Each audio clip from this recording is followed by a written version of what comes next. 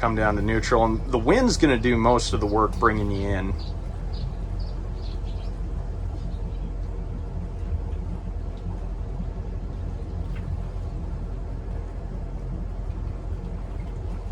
So actually, you could probably just let it sit in neutral right there, and it'll just kind of bring you right in.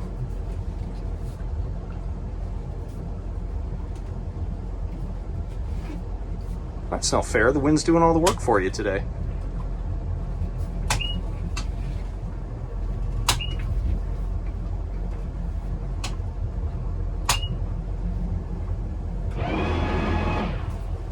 Yep, and then just a quick reverse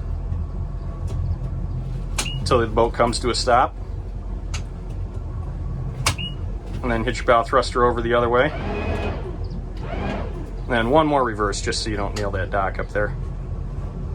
And boom, that's a dock boat. That was really good. You did really good on that one. Good.